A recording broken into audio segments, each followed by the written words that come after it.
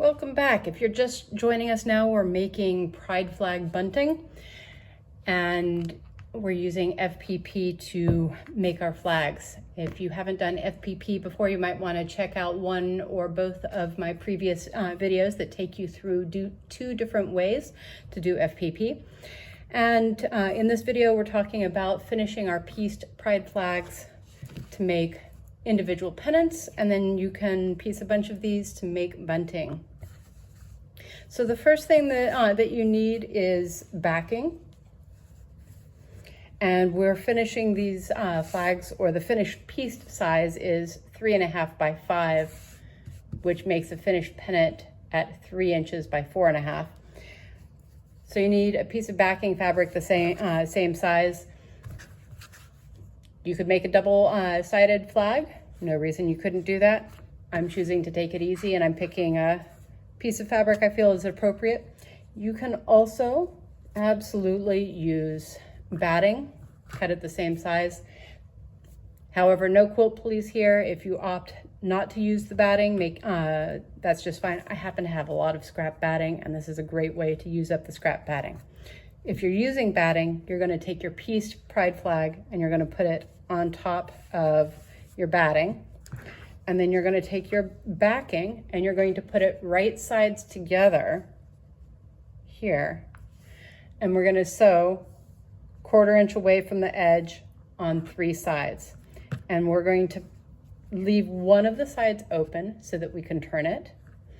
And the side that you leave open will be the top of your pennant and where you hang it from. So I want the pride flag, this is the top of the flag, so I want that to hang on the left. So this is the side that I'm going to leave open. So. Be right back. Now that I've sewn along 3 of the edges, we're going to turn it, but first we're going to clip our 2 corners. So when I clip my corners, I clip about 1/8 of an inch away from the stitching right down there and clip the edge off. And then I go back and along these corners, I trim it to about 1/8 of an inch away from my stitching for a little bit. And that just makes it easier to turn those corners and get the corners. Yes, I hear you, iron. Thank you very much. And get them neat when you turn it. So you need some kind of an implement with a narrow edge, but not pointy. Like, you don't want to use sharp scissors and poke a hole in your fabric. It doesn't have to be a specialty tool. A chopstick works great. And take the edge that you hadn't turned, and you're going to hold batting and your pieced flag on one side and your backing on the other, and turn it inside out.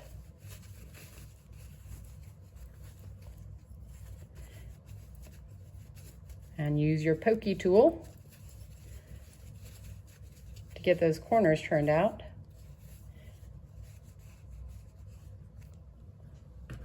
And this is where I use some clips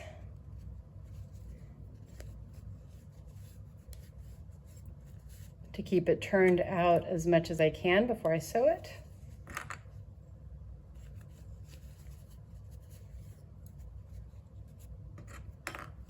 And I'm just trying to get it folded so that when I sew around the edge, I'm not going to see the backing fabric.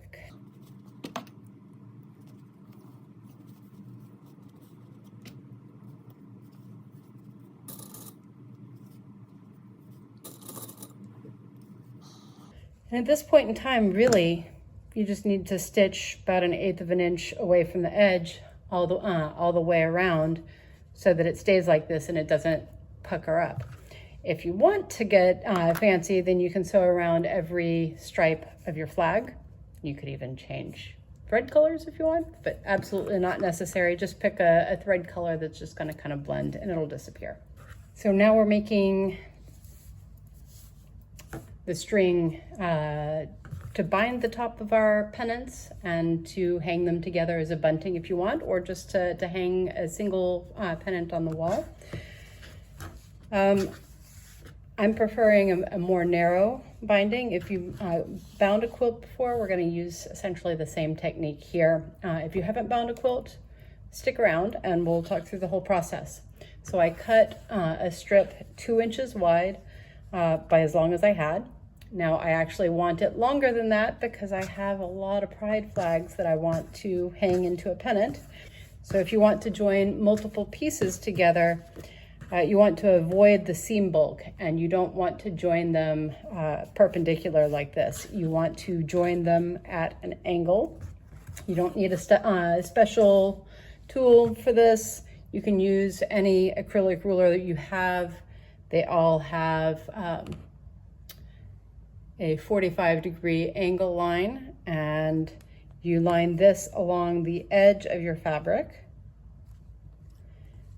and you cut along the edge of your quilting ruler.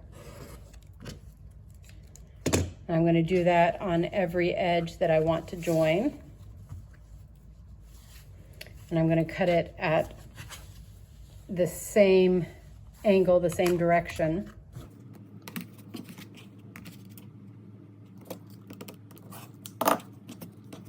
So that when I flip them around, they line up like that. Now, if you just flip them over and stitch the seam here, they can be challenging to line up, because if you line the points up like this, when you sew it and you turn it out, your edges aren't going to be lined up straight.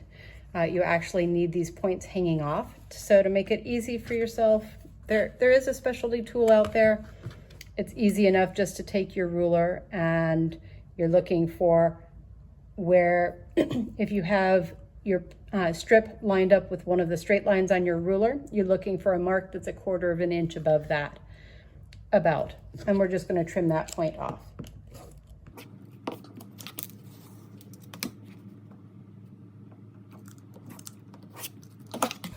Now with our points trimmed, when we go,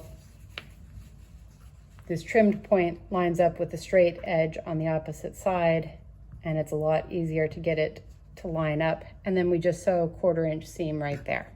So I sew my 1/4 inch seam allowance, and I pull it out.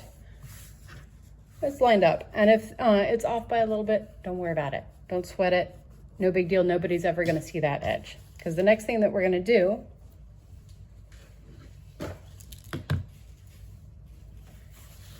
grab all my pins here, and we are going to fold it in half, hot dog style. Okay.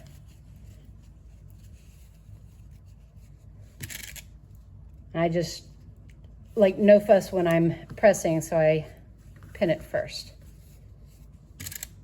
Back from warp speed, got it pinned. Doesn't have to be perfect. And I'm just going to go press it to get a nice crease there. See you on the flip side.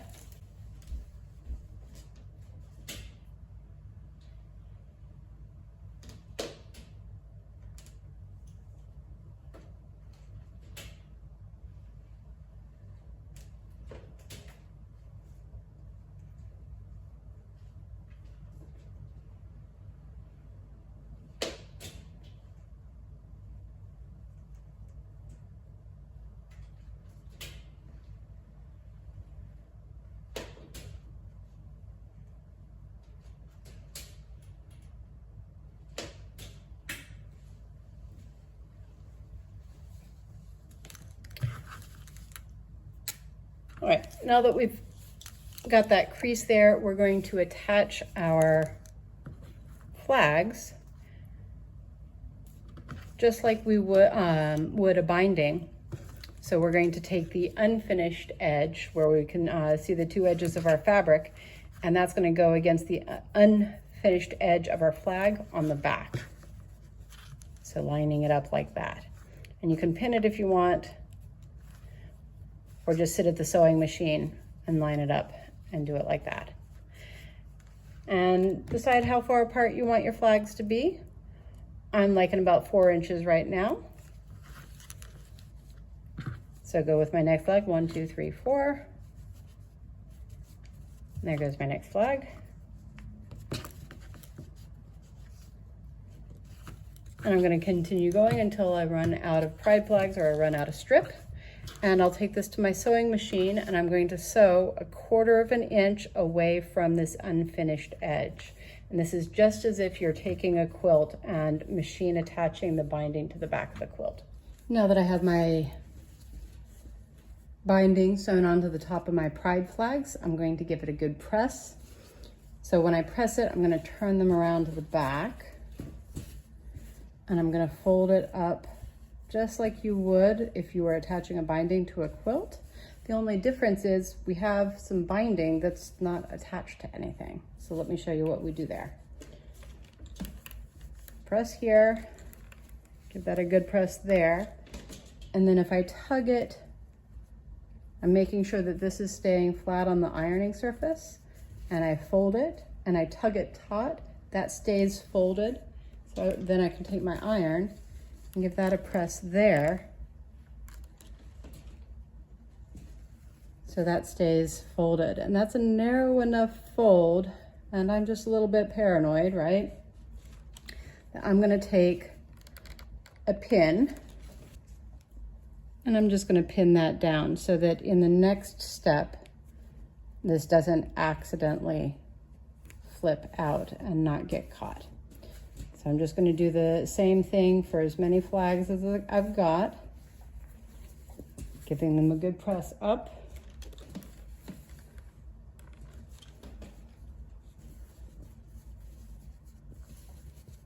Holding them and pressing the fold in between the flags.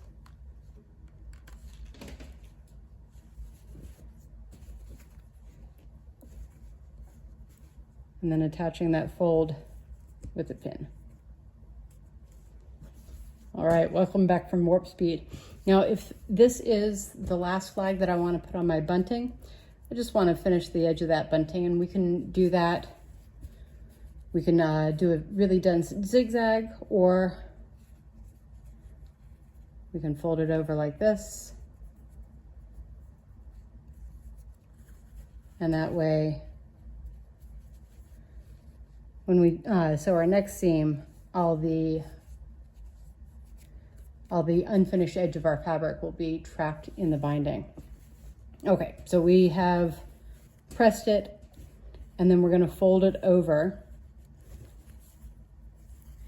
And I'm going to fold it over so that I just hide my stitching line, and the folded edge here lines up with the folded edge there. Okay, and so I'm going to move my pin from the inside